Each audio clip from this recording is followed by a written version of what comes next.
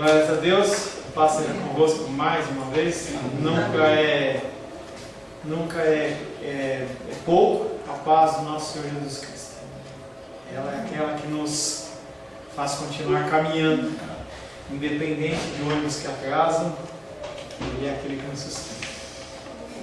Nós estamos tratando nesse segundo período, dentro das bem-aventuranças. Bem-aventurados os pacificadores, porque eles serão chamados filhos de Deus. Um breve resumo: bem-aventurança não é algo que você busca para ser crente. Nós temos falado um após outro. Você tem como consequência, é uma característica do cristão.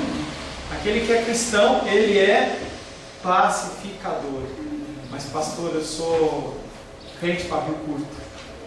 Pisou no meu calo. Bem-aventurados os pacificadores. Essa é uma nova característica do cristão. É uma consequência de havermos recebido a plenitude de Deus. Dentro do conceito pentecostal, eu lembro que quando as pessoas falavam sobre essa plenitude do Espírito, mas irmão, agora você se converteu. Isso é assim que eu aprendi, tá? Você se converteu, então agora você tem que buscar muito a Deus. E você busca, vai no monte, faz jejum. E quando Deus vê que você já pagou o preço, já resolveu tudo que tinha que resolver, aí Ele derrama o Espírito Santo sobre você, e você pula e você dança. Infelizmente, esse conceito é errado. Quando você recebe Jesus Cristo como Senhor e Salvador, o Espírito Santo ele vem habitar dentro de você. E ele não vem ele não esqueceu a bagagem dele lá no céu, não. Ele traz a bagagem dele, que é o fruto do Espírito. E os dons ele distribui à medida que ele quer para a edificação do corpo de Cristo. Ela está com dor de cabeça. E os dons eles são entregues para a edificação do corpo de Cristo. Então ninguém recebe um dom espiritual com o objetivo de ser exaltado, com o objetivo de que as pessoas reconheçam nele um grau maior de santidade, mas é para servir. Quanto mais dons você recebe, mais você tem que ser servo. O nosso servo por excelência chama-se Jesus Cristo, que no fim do seu ministério, ele pegou uma toalhinha, colocou no ombro e falou: vou lavar o pé dos discípulos. Entenda que a função de lavar o pé era a função da mais baixo nível de escravo que havia naquela época. Era a pessoa mais inútil, era a pessoa que lavava os pés. A pessoa andava, não havia asfalto, não havia piso de mármore, não havia piso laminado, então era tudo terrão mesmo. E aí a pessoa que molhava ou pisava na umidade, eu vi quando o dia ele chegou com o pezinho meio molhado, ela foi lá, secou e tal. Imagina você tivesse andado numa terrona, num caminho de terra. Não, eu estou dizendo agora. Imagina se agora, com essa chuva, você viesse não por um asfalto, não por um cimento, mas por uma terra. O pezão todo cheio de aquelas pelotas de barro. E a função de Jesus foi ir lá e lavar os pés. A concretização da vida cristã no crente é algo inteiramente diferente de tudo que se pode ser conhecido pela vida do incrédulo. E é algo que também temos falado. Incrédulo não entende bem-aventurança.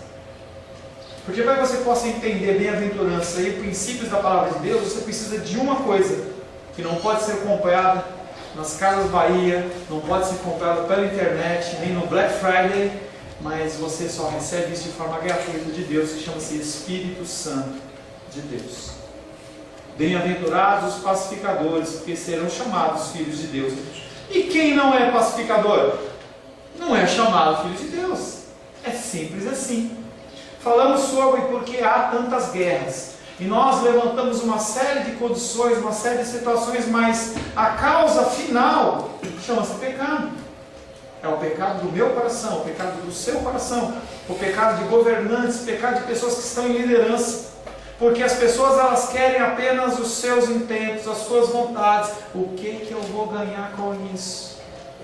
E aí, em qualquer âmbito em que haja relacionamento humano, há esse tipo de problema. Seja um relacionamento familiar, relacionamento de igreja, relacionamento dentro do judiciário, executivo, legislativo, onde quer que seja, entre nações. Por que há tanta confusão? Por que há tanta guerra? Porque o coração do homem que intermedia essas discussões, ele é pecador, ele é pecaminoso. A dificuldade reside no coração do homem. Enquanto esse coração não for transformado, o problema jamais será solucionado. Por isso que a palavra de Deus diz que guerras e rumores de guerras vão ter sempre. Sempre existiu. E vai continuar existindo. Não quer dizer que nós não temos que lutar pela paz. O Senhor fala, ore por Jerusalém. Não vai haver paz em Jerusalém. Sempre vai ter confusão dos muçulmanos com os judeus. Sempre vai ter. Isso aí é de raiz. Para quem não sabe, as nações muçulmanas, elas nascem do seio de Abraão, quando ele tem uma relação sexual com aquela serva. Quando ele gera Ismael, 12 tribos são formadas, que são a base do povo islâmico.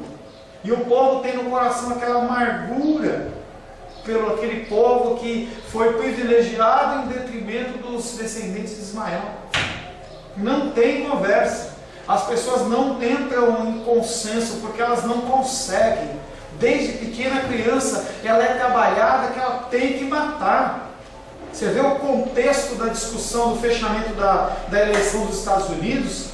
Um dos pontos foi Trump, ele era a favor de Israel, Hillary era contra. E aí o que se diz é que o voto de Minerva, ou o grupo realmente que se fechou em torno do Trump, que elegeu ele, foram os cristãos que queriam, no caso, que os Estados Unidos continuasse aliado de Israel. Só isso? Não, falei voto de Minerva, é um grupo de pessoas que se fechou, entendeu? Em detrimento, tá, disso aí. Entendemos que é a vontade de Deus. O que vai vir disso não tenho a mínima ideia. Porque no âmbito de campanha se fala que a pessoa, desde que ela é a santa, dê até Satanás. Então a gente vai ver com o passar do tempo quem é realmente esse cara. Se ele age de uma forma bíblica, não bíblica, se ele é bom, se ele não é bom. Com o passar do tempo. Como repetir isso aí que eu não entendi? Não, eu disse que quando as eleições elas estão fervendo, uns defendem os seus pontos como bons, eu ajudo, eu faço, e outros carcam a pancada, dizendo, não, ele é mau, ele já foi isso. A gente viu nas últimas eleições, olha a Dilma, levantar as fotos dela quando ela era terrorista e não sei o quê. Com o passar do tempo a gente vai ver quem é realmente a pessoa. Em qualquer situação, estou falando do Trump, pode ser um relacionamento de namoro. Não é o caso de vocês duas, só quando tiver com 40, 50 anos que pode começar a namorar. Não é, Reginaldo? Sim. Isso aí, claro. E ainda tem que passar pelo crivo do pastor. Estava conversando com a menina da nossa igreja, e aí eu estava falando exatamente isso. Eu falei assim, olha, quando você começar a namorar, eu quero conversar com ele. Eu quero ver se ele é crente. Ô, pastor, o que é isso? Eu falei, tem que passar pelo crivo, tem que sentar comigo. E é interessante que quando a gente senta para conversar com essas pessoas, você percebe rapidinho qual é a intenção deles. Tinha um casalzinho que queria casar, sentou comigo, não, eu quero que você case. Eu falei, caso? Só que eu quero saber se vocês são crentes. O que é isso, pastor? Eu nasci no lar evangélico. Eu falei assim, vamos sentar para conversar? Não, casal, não é? Começamos a fazer aconselhamento. Primeiro os dois juntos, mãozinha dada, eu amo, né? Passou que separei, aí comecei a tratar um de um lado, outro do outro. Deu 2 semanas, acabou. Como diz um amigo meu, é melhor um fim triste. Acabou o conselho, acabou o namoro, acabou tudo. Acabou tudo. É melhor um fim triste do que uma tristeza sem fim. Casa com mala, vai, casa com mala que você vai ver o que acontece. Bom, voltando ao nosso conceito dos pacificadores. O que é então um pacificador? Primeiro, ele é um indivíduo pacífico. Parece uma redundância, mas não é. Uma pessoa, para ela poder ser pacificador, ela tem que ser uma pessoa que vive em paz. Uma pessoa que sabe lidar com as suas situações e com as situações das pessoas que estão à sua volta. De uma forma ativa, ele também é uma pessoa que procura estabelecer a concórdia. Ele vê uma situação de conflito e ele tenta intermediar aquilo, no sentido de que as pessoas elas voltem a se falar, elas voltem a se relacionar. Essa é uma pessoa que é pacificadora. Esse homem busca agir ativamente para que haja paz entre homem e homem, grupo e grupo, nação e nação, o que quer que seja onde o Senhor estiver colocado. Envolve a presença de um homem ou de um ser humano que tem um novo coração. O homem dotado, quando eu falo homem, é no sentido ser humano, tá? O homem dotado de um coração limpo, ele pode ser um pacificador. Um pacificador, primeiramente, ele tem que se esquecer de si próprio. Quando a pessoa ela quer apaziguar uma situação de pessoas, ela tem que ser neutra. E ela não tem que buscar algo que ela possa lucrar. E isso acontece demais entre as pessoas. Eu vou olhar e ver o que eu levo nisso. Quando você vê as discussões de grandes empresas, de grandes divisões, de divórcios, ou guerra de nações, em que pessoas montam comissões de paz, as pessoas muitas vezes têm interesse. Exemplo, Guerra do Kuwait. Guerra do Kuwait, ela envolvia muito dinheiro. Dinheiro que você não tem noção, nem eu tenho noção, mas eram vultos de dinheiro, porque ali passavam os rios de petróleo no mundo. E aí, os Estados Unidos ele faz aquela artimanha toda, monta todo um exército. Não, a gente tem que salvar o povo do Saddam Hussein, porque ali eles estão desenvolvendo armas químicas e tal. Invadiram, mataram, destruíram, o país está lá, o caco. Só que as coisas que eram de benefício para os Estados Unidos, eles conseguiram todos para ele. A pessoa ela vai no sentido de levar vantagem em relação a alguma coisa. Nunca queira intermediar uma confusão se você não conseguir se manter neutro ou se você tiver algum interesse naquela situação. Quando você vê aqueles filmes de policial, quando o policial está envolvido, que matou um parente, o que faz? A primeira coisa que faz, afasta a pessoa do caso, porque ela já não age de forma racional, ela age de forma emocional. Qualquer coisa que a pessoa vê, ela interpreta da maneira que ela quer, porque ela vai olhar sempre o benefício dela própria. A pessoa que é pacificadora não pode ser sensível, porque pastor não pode ser sensível. E aí o interessante é que você não pode endurecer, você não pode ter um coração duro, mas você não pode ser sensível às pessoas, ao que as pessoas te afrontam, falam, distratam, mesmo numa confusão como essa. Numa divisão a gente tem um grupo pequeno, mas num grupo maior a coisa começa a ser mais latente. Se eu chego e convido a Jane para fazer tal coisa, a fulano que queria ter sido convidado, ela já macumuna junto com o grupo dele, por que escolheu a Jane? E aí fica aquele contexto. E você é colocado em situações de dissabor. E se você, você não consegue resolver.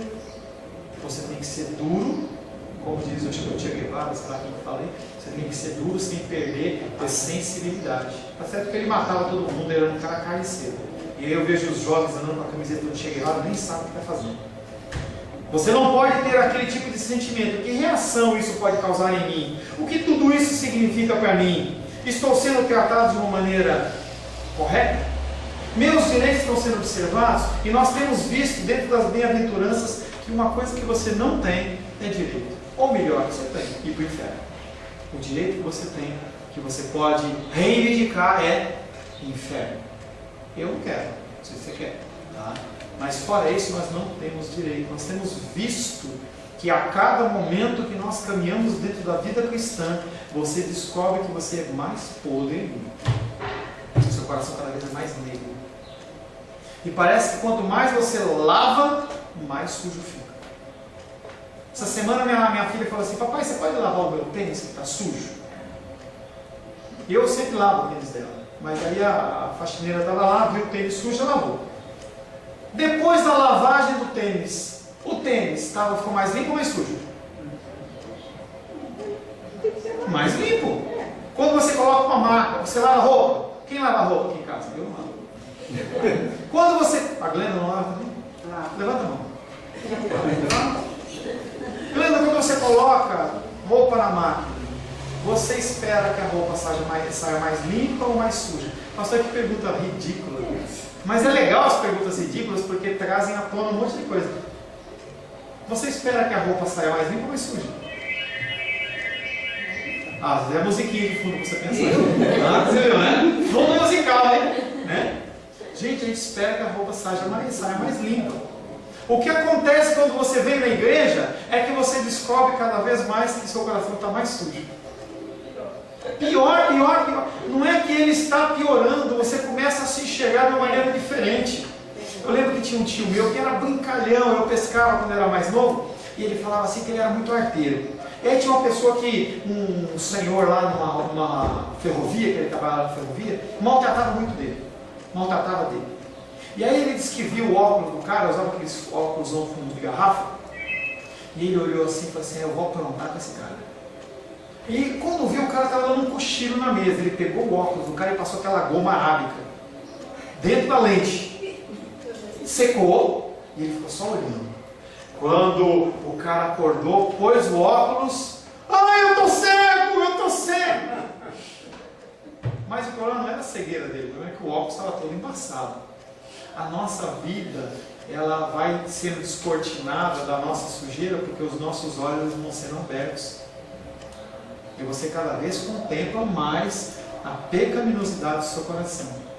É por isso que você cada vez entende que você merece menos, que você é menos digno, que você tem menos direitos. A primeira coisa que devemos dizer acerca de um pacificador é que ele tem uma visão inteiramente nova sobre si mesmo. Essa função, essa palavra, eu mereço, o Natal está chegando, hein? Aí você vê lá, os negócios da Globo lá.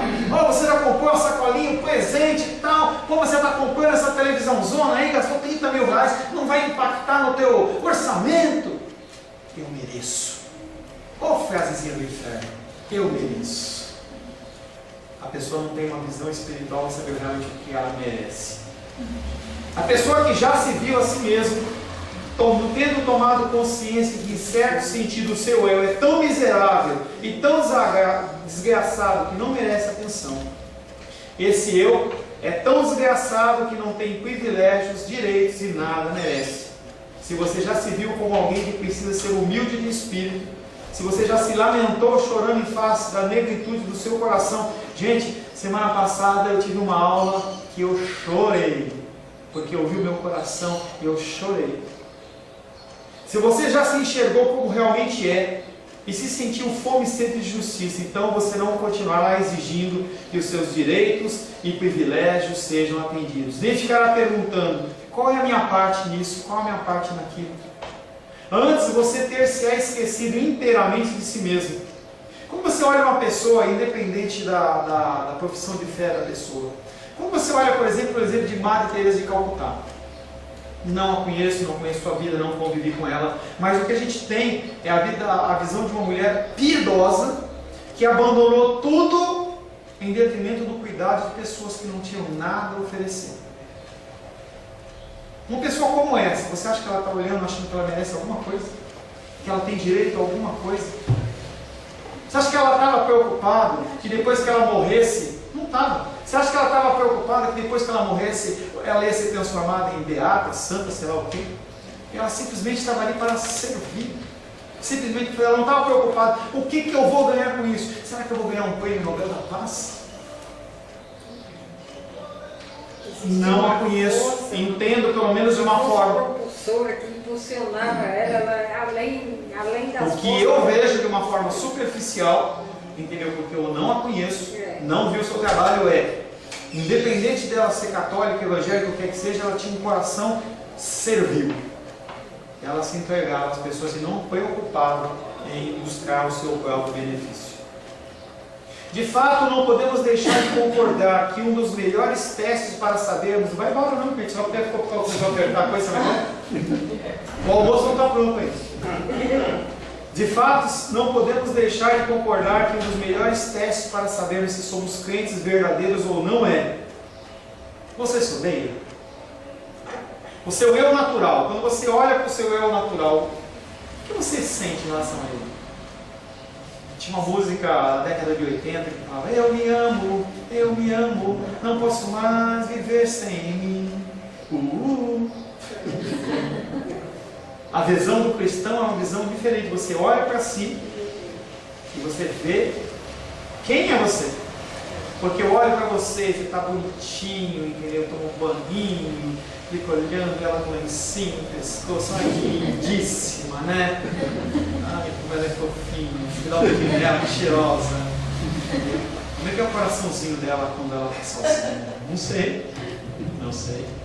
Eu não sei se ela responde a mãe. Ontem estava vendo um negócio na televisão em que começou aquela discussão entre pai, mãe e filho, né? E a mãe estava na frente da televisão e começou aquela bate-boca. O menino pegou o pé assim e falou assim: primeira coisa que você pode fazer me ajudar é sair da minha frente. Pegou a perna e empurrou a mãe para lá. As pessoas olham e falam assim: que lindo. Mas e dentro? Como é que a pessoa é quando as portas se fecham? Você não sabe como eu sou, vai conversar com as outras, né? Você está com ela, como é que é o pastor Paulo? Ele é assim mesmo? Ou lá quando vocês entram em casa, o pau quebra? Se a gente quiser saber quem a gente é, não precisa de hoje não. Faça só uma mera comparação de você com Cristo como homem. Mas esse tipo de comparação, querido, só faz crente, que é o cerne que eu estou falando aqui. Uma pessoa que consegue olhar, entendeu, para Cristo e olhar para você, você vai olhar e falar: eu não me amo. O meu eu, ele é ruim, mas não é o que o povo, na sua grande maioria, eu não estou falando de ímpio, estou falando de igreja. As pessoas, elas são ensinadas a se amar, é aquele exaltação do eu. Você vê os cultos cada vez mais antropocêntricos. O que é isso? O homem no meio. É tudo para o homem ser feliz, é tudo para o homem. E as pessoas, elas nunca vão conseguir ver essa ótica que você falou, porque nunca lhe é exposta a figura de quem é Cristo. E aquele que Paulo disse lá, pastor, eu acho que ele não disse dele mesmo, não. Eu acho que aquilo ali, o Espírito de Deus forçou ele a dizer: miserável é que sou. Porque ele se olhou para dentro dele e falou: eu querendo fazer tudo e não faço porcaria nenhuma. Você acha? Eu tenho certeza, porque ninguém, nenhum ser humano, ele se auto-denigre, se auto-diminui. A gente quer se auto-exaltar, a gente quer ser reconhecido, é o que a gente quer ser amado, a gente quer que as pessoas falem: você é lindo, você é maravilhoso, você é cheiroso. A hora que eu falei, ela riu, entendeu? A gente quer isso. Entendeu? E quando as pessoas falam de uma maneira diferente, elas também falam com intuito, falam assim: olha como ele é piedoso. Mas aí que está o assunto é como que você age, porque no agir não tem como. Não tem como. Não tem como. Eu posso ser muito legal com vocês, mas quando eu estou em casa, no convívio, é muito diferente. Você conhece a pessoa quando você come sal com ela um tempo. Olha, pastor, deixa eu dizer aquela coisinha. Fala. Que o cara ligou para mim e chamou: mãe, vem aqui que eu estou sequestrada.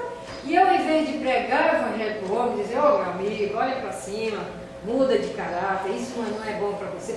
Eu disse: bandido sem vergonha, vai caçar o que fazer. Olha, cadê a cristã? Mas essa é a reação nossa em todas as situações.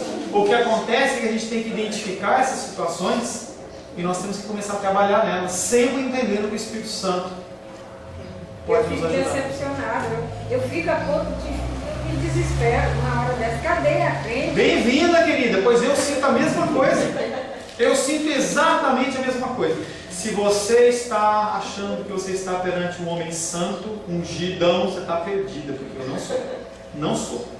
Eu sou tão pecador ou mais que você, porque o Senhor tem derramado mais conhecimento sobre a minha vida e eu sou mais cobrado em relação às coisas. Eu me cobro em relação à oração, me cobro em relação à leitura da palavra, me cobro em relação à dedicação de oração por vocês. Eu me cobro, mas quando eu vejo, eu estou sentado, eu estou olhando as moscas voando, ou estou sentado na televisão 1 hora. Mas essa é a dificuldade nossa. Mas a gente sempre tem que voltar para a cruz. Sempre voltar para a cruz. Mateus 10, 39.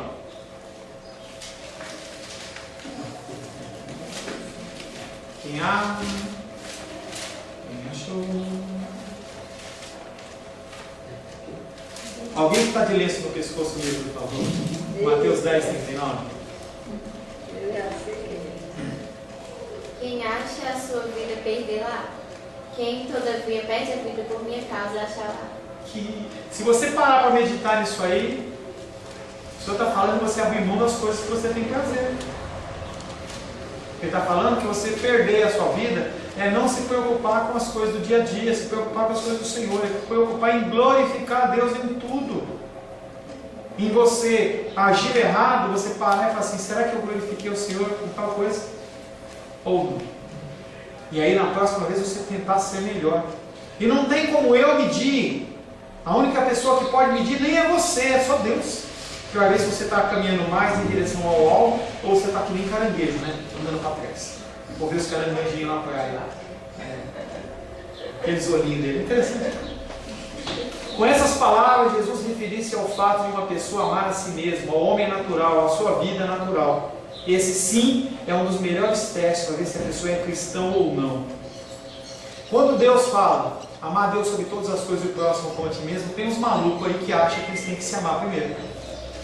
Tem uma corrente teológica que diz que primeiro eu tenho que me amar bastante. Gente, não tem grau de satisfação para a mente do ser humano em relação ao que ele pode ter, querer e receber de amor. Já falei para vocês que uma vez eu estava querendo resolver alguns problemas com a Rosângela de relacionamento. Ai, pastor, você tem discussão? Vocês não levitam? Não evitamos. Aí a gente comprou um livro chamado 5 Linguagens do Amor. Não compre, não vale a pena, é desperdício de tempo. E aí a gente começou a querer fazer negócio, tinha cinco formas de você resolver o problema. Então eu descubro qual que é o meu, no que eu sou satisfeito, e aí descubro o que está no outro, e aí o que eu faço? Eu alimento o outro. Então a Rosângela é muito prática em relação a coisas, ela quer ajudar em casa, ela quer que eu coloque o lixo para fora sem ela pedir, ela quer que eu lave a louça sem eu pedir, ela quer essas coisas agradam, né? Tá? O que eu descobri é que eu nunca ficava com o tanque cheio, por mais que ela me desse amor,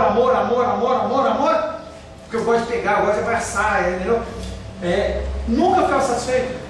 Esse tanque meu é furado. Aí eu descobri que nunca eu estava com o tanque cheio, ou seja, nunca ia satisfazer ela. E ela também começou a perceber que eu também não satisfazia ela, mas não resolveu nada. Porque nós somos insaciáveis. Não tem nada que te possa saciar. O sinônimo disso é o sucesso dos rodízios. Por que tem tanto rodízio por aí? Porque a pessoa come até não caber mais. Ela nunca está satisfeita. Se ela for num restaurante e for pedir um pedaço de algum alimento, alguma coisa, você vai ver como ela come mais comedidamente. Agora vai no rodízio. A pessoa não aguenta comer mais, tem uma linguicinha, não sei o que. Eu, quando estou lotado, que não cabe mais nada, eu como um abacaxi. Porque parece que o abacaxi dá o ácido do abacaxi dá uma derretida, assim, aí cabe mais umas picanhas, né? Podemos nós dizer, juntamente com Paulo, desventurado homem que sou, em caso negativo, isso você não pode emitir essa opinião sobre si mesmo, então talvez você não seja um pacificador, ou não esteja realmente definido como um. Crente é aquele que vive em dois homens. Você tem que entender que a natureza humana ela está em você e ela não vai morrer. Porque se tivesse a possibilidade dela morrer ainda em vida, estaria falando assim, olha, quando você atingir o nível XYZ de cristianismo, o teu homem natural, ele vai pegar uma malinha, você vai olhar assim de canto de olho, você vai ver um homem indo com a malinha. Não vai. Você pode ser a pessoa mais cristã possível, viver os preceitos do Senhor possível, hora e outra, o teu homem natural, ele olha e fala assim, estou aqui. E a hora que você vê, você é pego em situações como, por exemplo, que a dos Reis falou, que é uma situação extrema, mas que é uma situação que você fala assim, por que eu agi assim? E não agi daquele outro jeito? Eu sei que eu tinha que ter feito de uma outra maneira. E não fiz.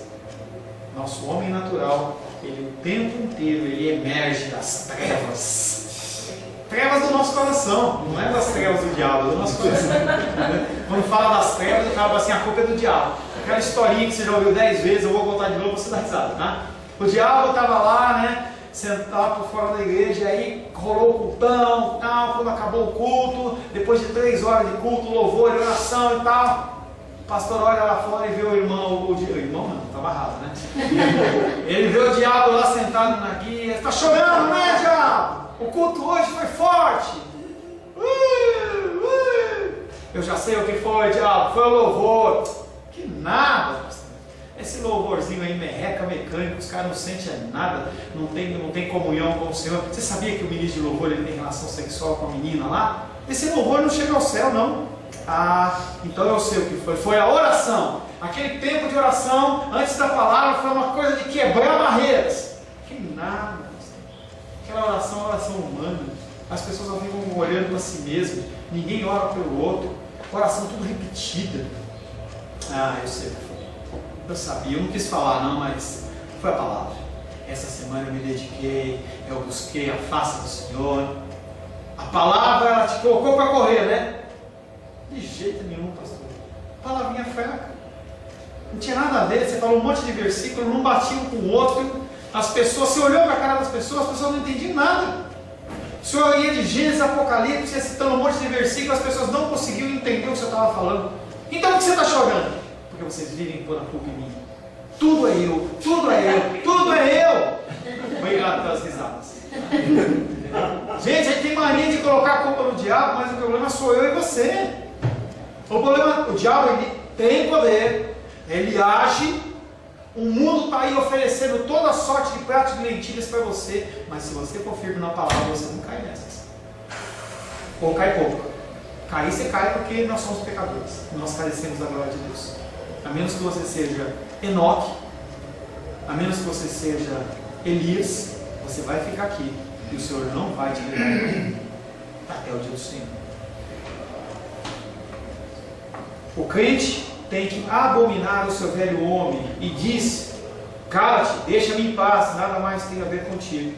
O crente tem uma nova vida e, como é evidente, significa que ele também tem uma nova visão dos seus semelhantes. Preocupa-se com eles, chegou a vê-los objetivamente, procurando vê-los à luz dos ensinamentos bíblicos. O pastor está falando que eu sou ruim, que eu não vou melhorar. Para que então? Para que então? A nossa caminhada é a descoberta do nosso coração. Em cada dia, o Espírito Santo tem que te convencer do que está passando aí, para você poder mudar, através do Espírito Santo. Mudança, mudança, mudança. Passito a passito. Devagarzinho, nada de correria, devagar, sempre caminhando em direção à cruz. Um pacificador é um homem que não fala a respeito de outras pessoas quando elas se mostram ofensivas e tratamento problemático. Agora eu acho que eu posso ter tocado na veinha do teu coração. Nós temos que parar de falar mal das pessoas. Comentários. Parece que a gente está querendo ajudar, mas a gente não ajuda nada. Sabe, tia? Eu ouvi o que a Lourdes falou de você. Eu não falei não, tá? Não falou nada não, senão eu ia criar uma semente de amargura no coração da pessoa. Parece que eu estou ajudando. Não estou nada. Eu estou simplesmente querendo ganhar a confiança dela, trazendo uma nova informação. Não ajuda. Tinha uma coisa que eu tinha um jeito de agir que eu meio que abandonei no tempo, que eu tenho que retomar é: o que você vai falar edifica, se abraça. Quando você vai falar uma coisa, você tem que perguntar para si mesmo: edifica? Se não edifica, engole. Entendeu? A gente tem que aprender a ficar de boca fechada. Um pacificador, ele fica de boca fechada. Eu vou falar mais isso para frente. Quanto mais você fica de boca fechada, mais você é um pacificador. Porque a palavra de Deus diz que, tomara que eu não erre o versículo, nós temos que ser tardio para irar. Como é que é? Tardio para falar. Não sei o que para irar. Pronto para ouvir. E não pode ler. Mas você tem que parar para pensar. As grandes confusões acontecem quando você fala sem pensar. Se você tem que aprender alguma coisa, é fechar sua boca. Pastor, eu não vou nem cantar mais, não é isso. Um pacificador é um homem que não fala mal a respeito de outras pessoas quando elas se mostram ofensivas e de trato problemático. Não comenta, por que elas agem dessa maneira? Pelo contrário, pensa, essas pessoas são assim porque continuam sob o domínio do Deus desse mundo, aquele espírito que agora atua nos filhos da desobediência.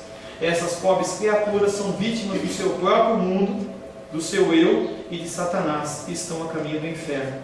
Compete-me ter piedade e misericórdia delas. Você que consegue reter isso na sua vida, você tem que olhar para as pessoas que não conseguem com amor e misericórdia. Se você tem esse problema identificado na sua vida, você tem que pedir para Deus: Deus, fecha minha boca, me ensina a ser longânimo.